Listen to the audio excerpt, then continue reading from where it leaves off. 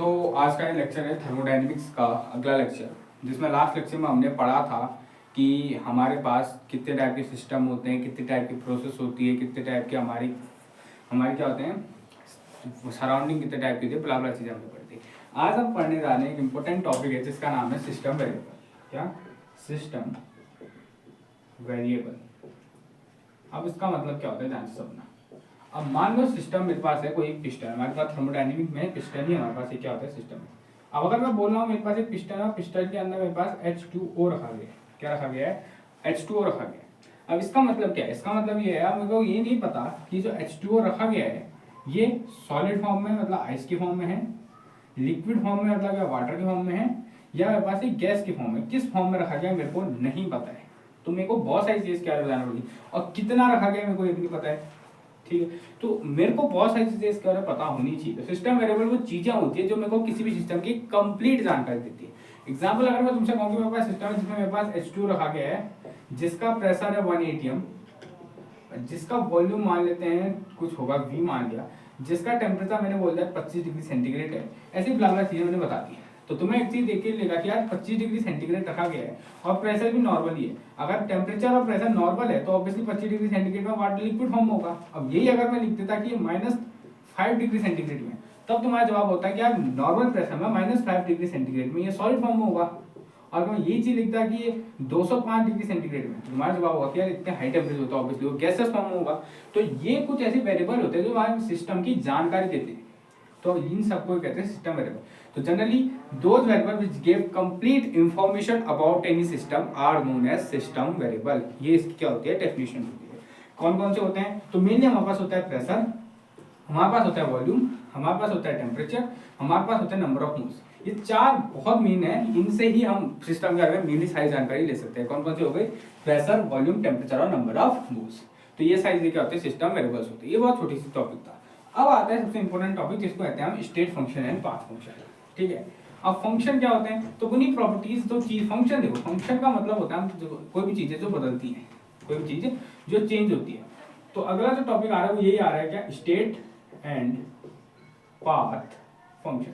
अब ये होता है क्या, ध्यान से समझना। स्टेट एंड पाथ फंक्शन चीज क्या है तो समझना। हमारे पास फंक्शन क्या है? जितनी भी थर्मोडायनेमिक की सारी प्रॉपर्टी है, चाहे हम पढ़ेंगे अभी इंटरनल एनर्जी पढ़ेंगे, हम इसके बाद एंथैल्पी पढ़ेंगे, हम अगले सेमेस्टर में जाएंगे तो हम एंट्रोपी पढ़ेंगे, हम उसके बाद गिब्स एनर्जी, हैमिल्टॉस फंक्शन, बहुत सारी चीजें पढ़ेंगे। ठीक है, तो इतनी सारी जो चीजें, वर्क है हमारे पास हीट है, सारी जो चीजें, ये सारी क्या है थर्मोडायनेमिक फंक्शंस है। अब ये फंक्शन स्टेट फंक्शन है, पाथ फंक्शन में दो टाइप में हम क्या करते हैं डिवाइड करते हैं। इन फंक्शन को हम स्टेट फंक्शन और पाथ फंक्शन दो टाइप के फंक्शनों में डिवाइड करते हैं। उनका मतलब होता क्या है ध्यान से देखो। मान लो मेरे को एक वर्क में करता रहा, क्या कर रहा हूँ, एक वर्क कर रहा हूँ, ये वहाँ पीवी डायग्राम है, इधर को वॉल्यूम इंक्रीज हो रहा है और इधर को प्रेशर इंक्रीज हो रहा है। मान लो इनिशियली मेरे पास जो पॉइंट है, मैं P1 V1 वॉल्यूम, मेरे पास क्या वॉल्यूम है, P1 प्रेशर है, V1 वॉल्यूम है, और मेरे को कुछ वर्क करना है और इसको पहुंचाना है P2 वॉल्यूम में और V2 प्रेशर है, सॉरी P2 प्रेशर में और V2 वॉल्यूम में मेरे को पहुंचाना है। अब मेरे पास है तीन तरीके काम करने के। कितने तरीके? तीन तरीके। पहला तरीका मेरे पास है कि यार मैं काम करूंगा, प्रेशर को डिक्रीज कर देता हूँ, वॉल्यूम को कांस्टेंट रख देता हूँ तब तक मेरा वॉल्यूम बराबर उतना ना हो जाए। फिर मैं क्या करूंगा, प्रेशर को कांस्टेंट रखूंगा और वॉल्यूम को इंक्रीज करूंगा। अगर मैं ये काम करता हूँ तो मैं वहां तक पहुंच जाऊंगा। ये इसे कहता है पाथ में। मैंने पहले क्या किया, प्रेशर कांस्टेंट रखा, प्रेशर डिक्रीज किया, वॉल्यूम कांस्टेंट रखा, फिर मैंने प्रेशर कांस्टेंट रखा और वॉल्यूम इंक्रीज किया, ये करा। या मैं उल्टा कर सकता था, प्रेशर कांस्टेंट रखते रखते वॉल्यूम को इंक्रीज करता, फिर वॉल्यूम कांस्टेंट रखते रखते प्रेशर को डिक्रीज करता। ये मेरे पास है पार्ट 2, ये है पार्ट 2, ये था मेरे पास पार्ट 1।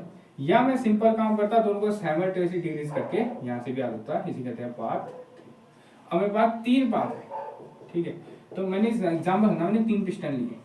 कितने पिस्टन लिए? 3 पिस्टन लिए। ठीक है, पिस्टन 1, पिस्टन 2 और पिस्टन 3।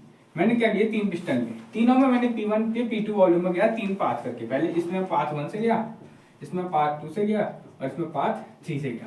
ठीक है, अब मैंने चेक किया, मैंने क्या चेक किया, मैंने कहा मैंने जो थर्मोडायनेमिक की प्रॉपर्टी चेक करी कि तीनों में क्या है। तो मेरे को एक बात क्या पता चली ध्यान से। मैंने सबसे पहले इंटरनल एनर्जी चेक करी कि चेंज इंटरनल एनर्जी, कि इंटरनल एनर्जी में कितना चेंज आया। अब ये इंटरनल एनर्जी होती क्या है ये हम बाद में समझेंगे, बट अभी सिंपल बात समझना। मैं सोचा कि इंटरनल एनर्जी में कितना चेंज आया। तो मैं पार्ट 1 की बात करूँ, पार्ट 2 की बात करूँ, पार्ट 3 की बात करूँ, तीनों पार्ट में जाने के बाद में भी इंटरनल एनर्जी में सेम चेंज आया। मतलब अगर मैं पिस्टन 1 में बात करूँ तो उसमें जितना इंटरनल एनर्जी का चेंज आया उतना ही पिस्टन 2 में भी आया, उतना ही पिस्टन 3 में भी आया। तो इंटरनल एनर्जी में तीनों में सेम चेंज आया। ऐसे मैंने अगर एंथैल्पी में भी चेक किया वो भी सेम चेंज आया, मैंने एंट्रोपी चेक करी उसमें भी सेम चेंज आया। ठीक है, मैंने ब्ला ब्ला चीजें बहुत सारी चीज करी, सेम चेंज आया। लेकिन दिक्कत कब हुई, जब मैंने वर्क डन निकाला, क्या निकाला, वर्क निकाला कि कितनी वर्क मेरे को पार्ट 1 से आने लगा, पार्ट 2 से और पार्ट 3 से मेरे को कितना वर्क लगा। तो मेरे को क्या बात पता चली, मेरे को बता दी कि वर्क तीनों में डिफरेंट आया, वर्क तीनों में डिफरेंट आया। पार्ट 1 से क्या तो मेरे को अलग वर्क करना पड़ा, पार्ट 2 से अलग वर्क, पार्ट 3 से अलग वर्क करना पड़ा। और अगर मैंने सेम चीज हीट चेक करेगी, हीट में कितना चेंज आया, कितनी हीट एक्सचेंज और एक्सचेंज हुई सिस्टम और सराउंडिंग के बीच, तो ये भी तीनों में डिफरेंट आई। मैंने पार्ट 1 से किया वहां भी डिफरेंट है, पार्ट 2 से किया वहां भी डिफरेंट है, और पार्ट 3 से किया वहां भी डिफरेंट है। तो जब इतने सारे ऑपरेशन, इतने सारे एक्सपेरिमेंट किया गया तो ये निष्कर्ष निकाला गया कि कुछ ऐसे फंक्शन होते हैं, कुछ ऐसे क्या होते हैं, फंक्शन होते हैं जो पाथ में डिपेंड नहीं करते। क्या होते हैं, पाथ इंडिपेंडेंट होते हैं, पाथ इंडिपेंडेंट होते हैं, मतलब पाथ में डिपेंड नहीं करते कि चाहे तो इससे ले जाओ, इससे ले जाओ, इससे ले जाओ, वो हर बार में चेंज सेम रहेंगे। और कुछ ऐसे फंक्शन होते हैं जो कि पाथ डिपेंडेंट होते हैं, जो कि क्या होते हैं, पाथ डिपेंडेंट होते हैं। इनको कहा गया पाथ फंक्शन। जो फंक्शन पाथ में डिपेंड करते हैं उनको कहा गया पाथ फंक्शन। और जो फंक्शन पाथ में, पाथ से इंडिपेंडेंट होते हैं, चाहे तुम जिसे, अगर तुम्हारा इनिशियल पॉइंट और फाइनल पॉइंट सेम है, मतलब तुम सारे पास जा रहे हो लेकिन इनिशियल और फाइनल एक ही जगह जा रहे हो, तो तुम्हारी पाथ वो फंक्शन में सेम ही चेंज आएगा। इनको कहा गया स्टेट फंक्शन। तो पाथ फंक्शन स्टेट फंक्शन में डेफिनेशन अगर बताऊं तो state function are those function which only depend upon the initial and final state of the system, they does not depend on the path in which they are taken. और अगर मैं इसी definition को path के लिए ला दूं तो path function are those function which depend upon the path in which they are taken. जिस पाथ से उनको लिया जा रहा है उस पाथ में डिपेंड करते हैं, उनको हम कहते हैं पाथ फंक्शन। अब मैं अगर मैं बात करूं, सिर्फ मेरे पास वर्क और हीट, वर्क एंड हीट, ये दो ही ऐसे फंक्शन है जो कि क्या है, पाथ फंक्शन है। सिंपल याद रखना, पूरी थर्मोडायनेमिक में दो ही फंक्शन, वर्क हो गए और हीट हो गए, वो सारे के सारे क्या होंगे, पाथ फंक्शन, मतलब वही दोनों क्या होंगे, पाथ फंक्शन। बाकी के जितने भी फंक्शन है, चाहे वो इंटरनल एनर्जी है, चाहे वो एंथैल्पी है, चाहे वो एंट्रोपी है, वो सब क्या है, स्टेट फंक्शन है।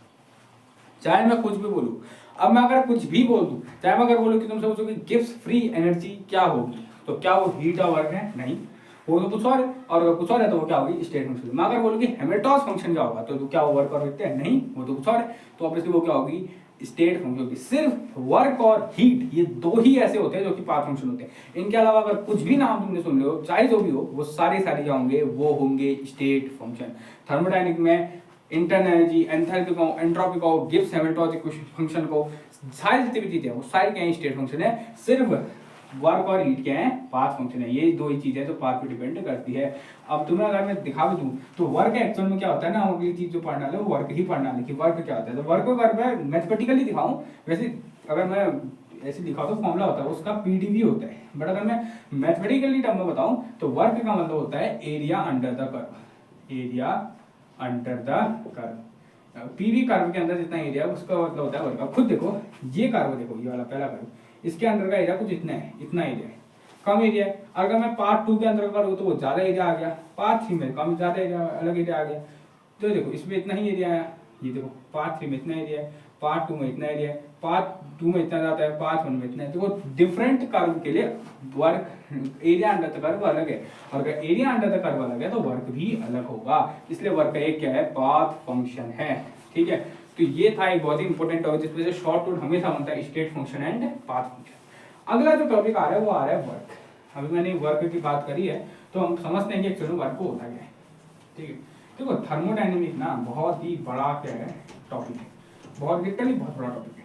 अब थर्मोडायनेमिक में एक्चुअली अगर मैं वर्क बताऊं तो क्या होता है, तो वर्क दो टाइप की हो सकते हैं थर्मोडायनेमिक। अब ये जो मैं अभी बात कर रहा हूँ ये तुम्हें अभी बिल्कुल समझ नहीं आएगी, ये जो आएगी तुम्हें अगले सेमेस्टर में जब तुम हैमिल्टॉस फंक्शन पढ़ोगे, अगले सेमेस्टर में जब थर्मोडायनेमिक पढ़ी जाएगी थर्ड सेमेस्टर में, उस टाइम पे जब हैमिल्टॉस फंक्शन पढ़ाएगी, उस टाइम पे तुम्हें ये लेक्चर की ये बात याद आएगी कि जब मैं कहूंगा कि वर्क दो टाइप के होते हैं। पहला वर्क होता है, अगर मैं वर्क को समझाऊं तो याद रखना, वर्क होता है दो टाइप के। पहला वर्क होता है जिसको बोला जाता है इलेक्ट्रिकल वर्क, इलेक्ट्रिकल वर्क। ये अगर सबसे जनरली इलेक्ट्रिकल वर्क है, इनको हम कहते हैं पीवी वर्क, नहीं हम कहते हैं ये कांस्टेंट वॉल्यूम वर्क, इसमें वॉल्यूम चेंज नहीं होता। ऐसे वर्क जिनमें वॉल्यूम का चेंज, वॉल्यूम से कोई फर्क नहीं पड़ता है, उनको हम कहते हैं कांस्टेंट इलेक्ट्रिकल वर्क। ठीक है, अब समझना दूसरे वर्क आते हैं PV work, pressure volume work. ऐसे वर्क जिसमें प्रेशर चेंज होता है, वॉल्यूम चेंज आता है, इनको कहा जाता है क्या, पीवी वर्क। अब हम जो अभी थर्मोडायनामिक्स पढ़ते हैं ना, हम ये पढ़ते हैं, हम ये वर्क को नहीं पढ़ते। ये वर्क कहाँ पढ़ते हैं, तो अगर मैं बोलूँ तो ये वर्क पढ़ते हैं तो हम पढ़ते हैं ये इलेक्ट्रोकेमिस्ट्री। अगर आपने क्लास 12th की केमिस्ट्री आ गई तो सेकंड चैप्टर आता है इलेक्ट्रोकेमिस्ट्री, वहाँ हम निकालते हैं वर्क। हाँ, वहाँ हम पढ़ते हैं डेल्टा जी।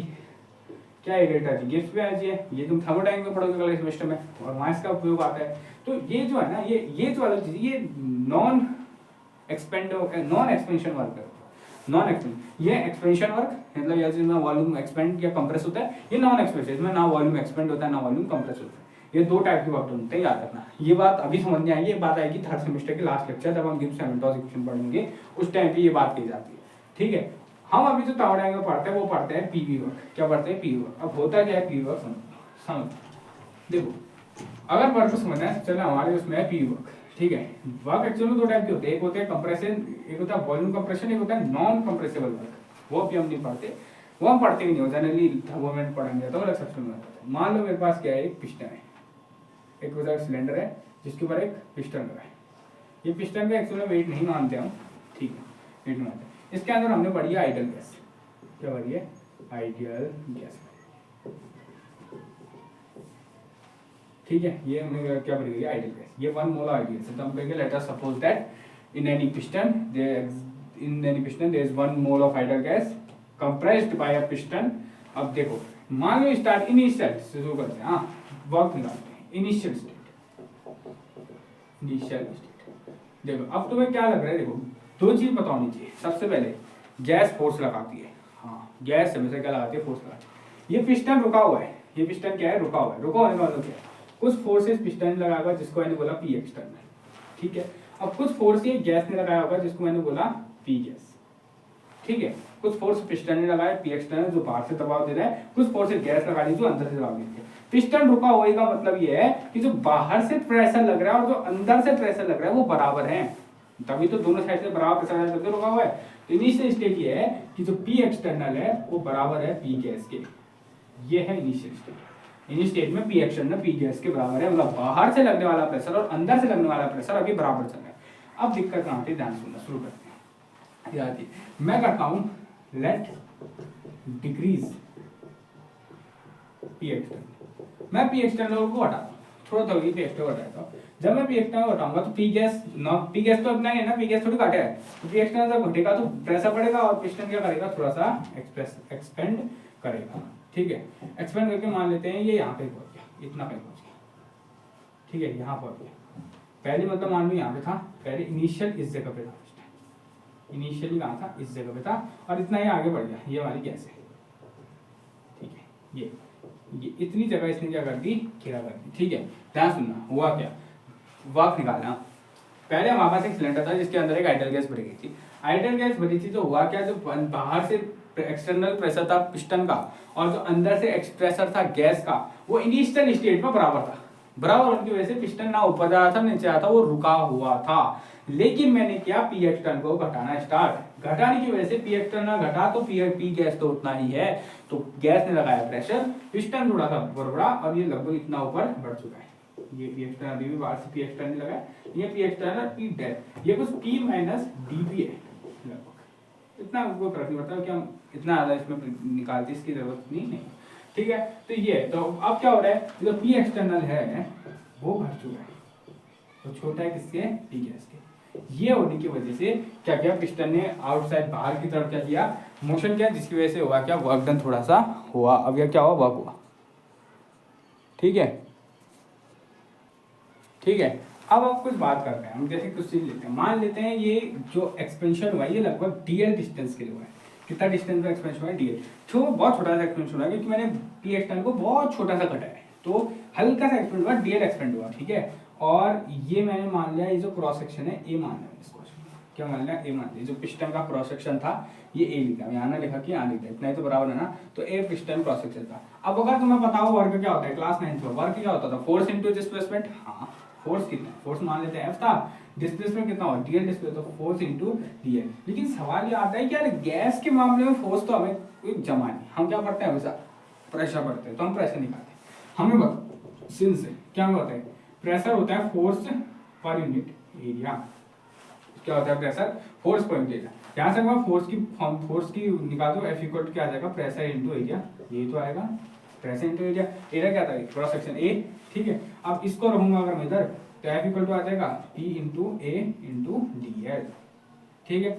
अब जानना एक चीज समझ नहीं आती, देखो पी को एक साल लिया, ए इंटू डी एल को जैसे एक साल लिया। ए इंटू डी एल क्या होता है, ए इंटू डी एल होता है डीवी। ध्यान देना क्या होगा इसका। एरिया क्या होता है, एरिया होता है लेंथ इंटू ब्रेथ, दो लेंथ, लेंथ इंटू ब्रेथ क्या होता है एरिया। अगर मैं इसमें एक और चीज, एक और लेंथ ऐड करूँ, इंटू मल्टीप्लाई करता हूँ एक और लेंथ, तो लेंथ इंटू ब्रेथ क्या होता है, ऑब्वियसली वॉल्यूम होता है। बेसिक तुम्हारे वो चल ज्योमेट्री चल रही है, लेंथ इंटू ब्रेथ एरिया होता है। दो लेंथ का प्रोडक्ट ना, दो लेंथ का प्रोडक्ट होता है एरिया। और अगर मैं एक और लेंथ प्रोडक्ट कर दूं जो कि डीएल है, वो हो जाएगा वॉल्यूम। तो ए इंटू डीएल को मैंने लिख दिया डीवी। तो बस यही होता है हमारा छोटा सा वर्क डन। ये छोटा सा था, इसके लिए मैंने इसमें डी डब्ल्यू लगा दिया, ठीक है। छोटा सा वर्क डन यही होता है, D W equal to P DV. लेकिन मेरे को तो पूरा वर्क डन बनाना है, तो अब मैं कहूँगा इंटीग्रेट, इंटीग्रेट जब करूँगा तो integrate DV D W equal to integrate P DV, integrate P D. D W integrate W आता है, डब्ल्यू का इंटीग्रेशन पी एक्सटर्नल डीवी, ये होता है हमारा वर्क डन का formula, integration P external DV. तो वर्क डन का फॉर्मूला क्या होता है, W equal to P external DV, ऐसे पी डीवी भी हम कहते हैं। इंटीग्रेशन इसलिए लगा के क्योंकि हमने छोटा सा वर्क डन, हमने छोटा सा डीएल कर रखा था, कि डीवी बाद में इंटीग्रेशन हो जाएगा, तब हमें बता देगा प्रेशर कितना है, उस हिसाब से हम इंटीग्रेशन बाद में कर देंगे। तो ये आता है वर्क डन का formula, W equal to integration P external DV, ठीक है। अब थोड़ा सा ध्यान से समझना, ठीक है। मेन आता है साइन कन्वेंशन। क्या आता है, साइन कन्वेंशन। ये बहुत इंपॉर्टेंट टॉपिक है आज का लास्ट टॉपिक है, और साइन कन्वेंशन बड़ा ही इंपॉर्टेंट। लास्ट नहीं है, एक और टॉपिक कर देंगे हम, साइन कन्वेंशन। देखो वर्क डन निकालना बड़ा आसान था। हमने कहा कि let us suppose that in any piston there is 1 mole of ideal gas is compressed by a piston head in cross section area A. Initially the external pressure is equal to the pressure of gas, then we slightly decrease the external pressure and the piston will shift dl distance, so the work done is dw equal to f dot dl। f4 इतना लिखा, ये करके इतना हमारा proof क्या आ चुका है। Sign convention क्या है, ये बहुत थर्मोडायनामिक्स में साइन कन्वेंशन बहुत इंपॉर्टेंट आता है। और ये बता दूं, केमिस्ट्री का साइन कन्वेंशन और फिजिक्स का साइन कन्वेंशन अलग होता है, याद रखना। एक छोटा सा चीज समझाते हैं, साइन कन्वेंशन आना चल जाएगा। तो ये आना साइन कन्वेंशन, ये बड़ा इंपॉर्टेंट टॉपिक है साइन कन्वेंशन, ध्यान से। ये मान लो सिस्टम है, ये क्या है सिस्टम है, ये क्या है सिस्टम। अब अगर मैं सिस्टम में क्या कर रहा हूँ, वर्क कर रहा हूँ, ये work done on the system है। सिस्टम में वर्क डन मतलब मैं बाहर से प्रेशर डाल रहा हूँ सिस्टम पे। Work done on the system का होता है बाहर से मैं प्रेशर डाल रहा हूँ सिस्टम पे, मतलब बाहर से मैंने प्रेशर लगाया, उसको कहते हैं work done on the system.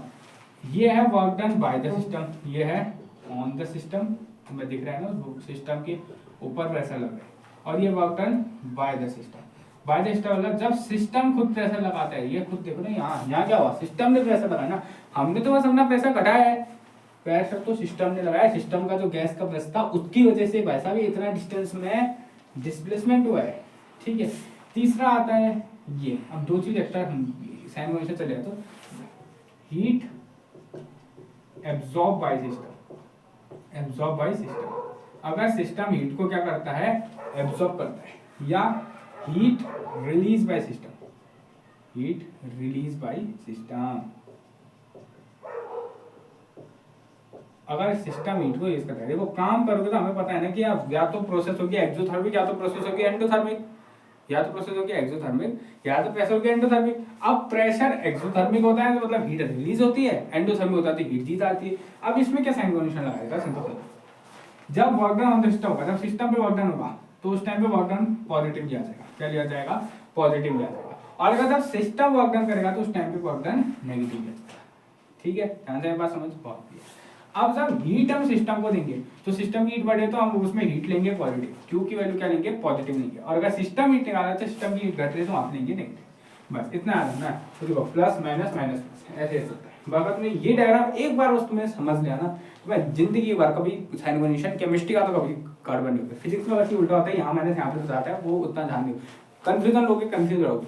Simple इसका डायग्राम ना, work done on the system हमेशा पहला वाला पॉजिटिव आया था, पहला वाला हमेशा positive, work done on the system हमेशा positive, by the system negative, heat absorb by the system positive, raise by the system negative. ये आता है क्या, साइन कन्वेंशन, क्या साइन कन्वेंशन, ये समझ लिया, बहुत बढ़िया, ठीक है। तो बहुत सही हो चुकी है, आज हमने स्टेट फंक्शन समझा, उसके बाद हमने पास फंक्शन को समझा, फिर हमने समझा कि यार कौन से के फंक्शन स्टेट होते हैं, कौन से पास होते हैं, फिर हमने समझा वर्क डन क्या होता है, वर्क डन का फॉर्मूला क्या आया था, W=PD। अब मुझे कुछ बताओ, वहाँ पे work done by the system आता, ऑन द सिस्टम आता, ऑब्वियसली बाय द सिस्टम आता, क्योंकि गैस ने लगाया था प्रेशर, अब बाय द सिस्टम नेगेटिव होता है तो यहाँ पे माइनस का साइन लगा देगा, W=-PdV, ये होता है एक्चुअल पूरा फॉर्मूला, ठीक है। तो आज के लेक्चर देते हैं, मिलते हैं अगले लेक्चर में, जय हिंद जय भारत।